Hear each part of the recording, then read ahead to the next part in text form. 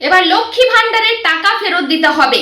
কোন কোন মহিলা কি লক্ষ্মী ভান্ডারের টাকা এতদিন ধরে নিয়েছেন, সেই টাকা কিন্তু ফেরত চাইছে সরকার। তো চলুন এক ঝলক দেখে নিই যে আমাদের নারী কল্যাণ শিশু কল্যাণের মন্ত্রী অগ্নিমিত্রা মহাশয়া কি বলছেন। এবং একটি বিষয় মাননীয় মুখ্যমন্ত্রী বলেছেন যে যাদের নামগুলো কাটা গেছে, যারা আমাদের দেশের নাগরিক নয়, তারা তো সরকারি যোজনার সুবিধা পেতে পারে না। সুতরাং সেইগুলো আমরা দেখে নেব যে যারা যারা হয়তো নামটা কাটা গেছে কিন্তু সে পেয়ে যাচ্ছে, সে আগের লক্ষ্মীর ভান্ডার পেয়ে যাচ্ছে, সে আবাস পেয়েছে, তো সেটা মাননীয় মুখ্যমন্ত্রী বলে দিয়েছে সেই টাকা কিন্তু ফেরত দিতে হবে, ফেরত নিতে হবে।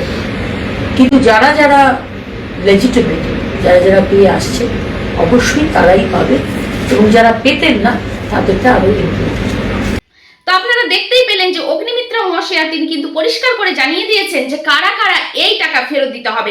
লক্ষ্মী ভান্ডারের টাকা ফেরত দিতে হবে। কাদেরকে ফেরত দিতে হবে? লক্ষ লক্ষ মহিলাদেরকে কিন্তু লক্ষ্মী ভান্ডারের টাকা ফেরত দিতে হবে। মাথায় পড়ে গেল বাজ।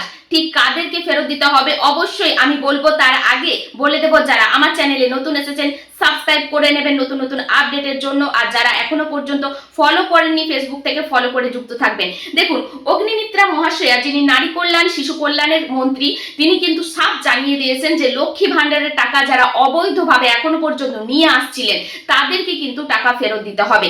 এই লিস্টে ঠিক কাদের নাম আছে অবশ্যই জানতে হলে পুরো ভিডিওটা দেখতে হবে। মুখ্যমন্ত্রী শুভেন্দু অধিকারী জানিয়ে দিয়েছেন সাফ সাফ যে যতগুলো প্রকল্প চালু ছিল আমাদের দেশে প্রত্যেকটা প্রকল্পের টাকা কিন্তু সবাই পাবেন।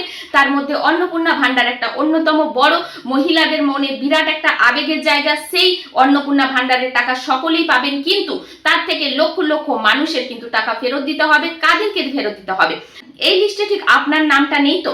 দেখুন, এই লিস্টের মধ্যে ঠিক তারা পড়ছে যারা অবৈধভাবে এতদিন ধরে লক্ষ্মী ভান্ডারের টাকা নিয়ে এসেছেন। উনি কিন্তু পরিষ্কার জানিয়ে দিয়েছে যে কারা কারা এই টাকা ফেরত দেবেন। ঠিক অবৈধভাবে যারা আমাদের দেশের নাগরিক নয়, তারা এসে আমাদের দেশে বাস করছে, এখানে ভোটার কার্ড করার পরে তারা কিন্তু এখানে লক্ষ্মী ভান্ডারের টাকা নিয়ে গেছে, আর্থিক সহায়তা নিয়ে গেছে, ঠিক তাদেরকে টাকা ফেরত দিতে হবে। অবৈধভাবে তিনি টাকা নিয়েছেন। 2 নাম্বার হচ্ছে মৃত ব্যক্তি। কোনো মৃত মহিলা তথ্য না জানানোর জন্য লক্ষ্মী ভান্ডারের টাকা মাসের পর মাস কিন্তু টাকা ঢুকে গেছে, ঠিক তাদেরকে টাকা ফেরত দিতে হবে যারা কিন্তু তথ্য না জানিয়ে টাকা নিয়েছেন অবৈধভাবে। 2 নাম্বার। 3 নাম্বার হচ্ছে যারা এখনো পর্যন্ত এসআইআর এর নাম ওঠাতে পারেনি, যাদের ভোটার এখন নেই, তারা এখনো প্রমাণ করতে পারেনি যে তারা দেশের নাগরিক, ঠিক তাদেরকে টাকা ফেরত দিতে হবে।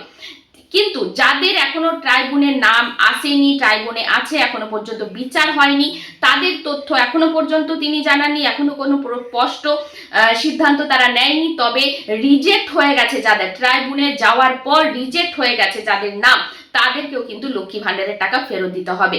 কাদের কাদের এইরকম অবস্থা হয়ে আছে অবশ্যই কমেন্ট করে জানাবেন। তো চলুন দেখা হবে নেক্সট ভিডিওটা অবশ্যই প্রচুর শেয়ার করে দেবেন। আমার চ্যানেলে যারা নতুন এসেছেন সাবস্ক্রাইব করে রাখবেন। সমস্ত প্রকল্পের আপডেট কিন্তু আমার চ্যানেলে আপনারা পেয়ে যাবেন। তো সাবস্ক্রাইব করতে ভুলবেন না, যারা ফেসবুক থেকে দেখছেন ফলো করতে ভুলবেন না। তো চলুন দেখা হবে নেক্সট ভিডিওয়।